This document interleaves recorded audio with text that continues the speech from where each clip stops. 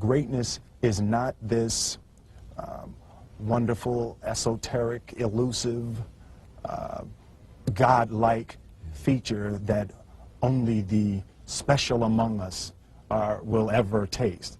You know, it's something that truly exists in all of us. It's very simple. This is what I believe, and I'm willing to die for it. Yeah. Period. All right, so what's up, y'all? I don't look as polished as I usually am, and it doesn't mean that my mother didn't raise me, right? But it just means that I'm on my way to the gym. But I gotta talk to y'all about something that's important because it's on my mind. So for my birthday, if you guys don't know, I turned 25 this year. January 28th was my birthday. And for my birthday, what I did is someone who stepped into my life and has been a father to me since I was about 16. He and I sat down, had a really good conversation amongst dinner, and then we went to like a movie.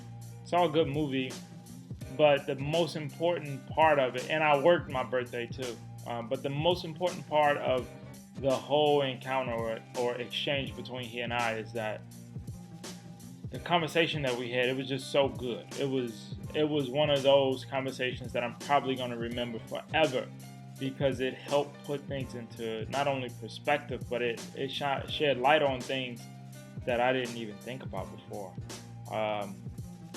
Of course, my philosophy is you never really know what you believe or what you think until it comes out of your mouth. I really do believe that. I really do believe that. I mean, the American education system teaches you concepts, which I think is beautiful, because once you know the concept, then it's up to you to think outside the box and find out how to implement or execute the concept in a variety of ways. Even if you take a concept like addition, that simple concept is in mathematics, which also translate into business, which also can translate into science, and so many other things. So yeah, concepts. So he and I, we were talking, and we were talking about the true greats, not because of course any of you guys who watch my videos, you realize I want to be rich one day, and I'm not sure if it's anybody who don't want to have a lot of the finer things in life. And I think that a lot of people who say, well, I don't want I don't need expensive stuff, it's just because they probably can't afford expensive stuff. The only time I'd ever believe that is if the person actually has excess amounts of finances to get the really, really expensive stuff and then don't get it. If you're a billionaire and you decide to drive a Camry, okay, you're probably telling me the truth about the expensive stuff not being of importance, or that you don't need them, or that you just don't want them. Because, I mean, I grew up not financially in a comfortable state, and there's plenty of things that I want to experience. But being rich isn't the only thing that I want to do with my life. What we talked about is, and we've had this conversation plenty of times, probably in the hundreds amounts of times, literally. What does it take to be great? Or what does it take to be that standout guy in a century, or in a generation, or in a quarter century, half a century? What does it take?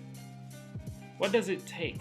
Because the standout American, Black American, people can oppose this, people can say whatever they want to say. The standout American, whether it be Black American, White American, Latino American, Mexican, Chinese American, in the last century was Martin Luther King Jr. He changed the world. He changed America for sure. For sure, him and everyone else that followed or that also walked the same line as him, but he changed the world. Federal holiday, high schools, colleges, streets, boulevards, avenues, and most importantly, the message that he portrayed and the image and everything that he did for the people, Black, white, Puerto Rican, Latino. no matter what.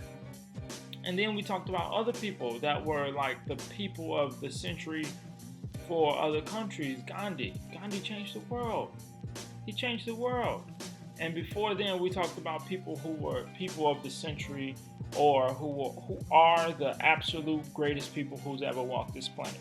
And what remains true about all of them, a lot of them weren't financially well off. A lot of them wasn't at all.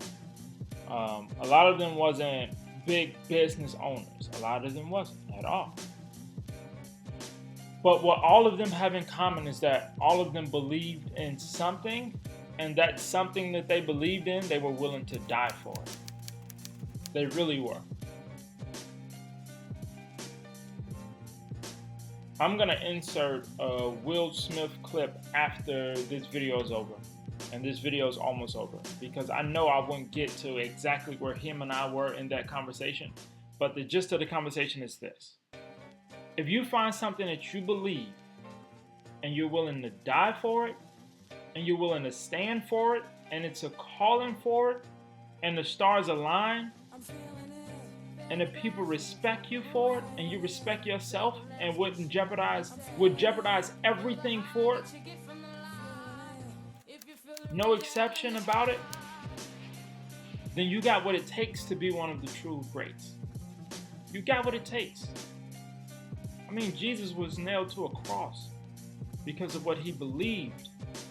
Because of what he believed, what he got everyone else to believe, and that everyone else believed in him, other than the people that nailed him to the cross. Muhammad Ali, he believed he was the greatest. He believed it. He can go out there and get knocked out and still believe that he was the greatest. He lost 3 times. And still we say that he's the greatest, or one of the greatest. Because he convinced us to believe as much as he believed. He believed. He believed. Gandhi, he believed. He believed. No matter what, we can go on and on. Muhammad, he believed. He believed. That was it. That was it. He had this strong belief that was so powerful that it touched the hearts and minds of so many other people that follow him to this day. It's a belief. Find out what you believe in. And to be honest, after having that conversation, I really had to think to myself, what the fuck do I believe in? And is my belief in something convincing enough to get other people to follow me behind that belief? Because the only way you will have a movement, or the only way you will be truly great, is it's all about how many people you actually inspire. That's what it's about. How many people do you inspire to believe the things that you believe? Confucius wrote all of these beliefs down. I haven't studied the guy, so I couldn't tell you what his core belief in anything is. But he believed so much in the things that he thought that billions of people followed that regime. Even though some of them were forced to follow it, but still, he stood on something. Jesus stood on something. Martin Luther King stood on something. These are people who were killed for their beliefs, but these are people who we admire so much. So, with that being said, I'm not sure what I believe. And my journey will take me to the point where I get to a concrete belief in something or someone or some idea or something. I'm gonna believe in something one day, for sure. Do I still want to be wealthy? Yes. But the only way I'll be respected is if I believe in something. And if I display to everyone else that no matter what, I stand on this thing.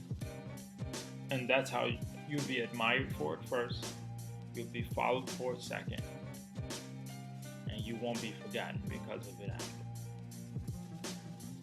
So, tell me what you believe in. Don't be shallow. Don't be, don't be simple.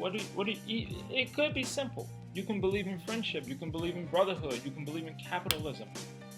You can believe in doing to others that you'd like for them to do to you? What do you believe in? Put it in the comments below. And stay tuned and check out something that Will Smith had to say. Powerful.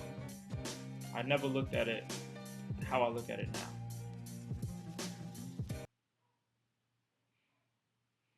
Growing, ladies and gentlemen.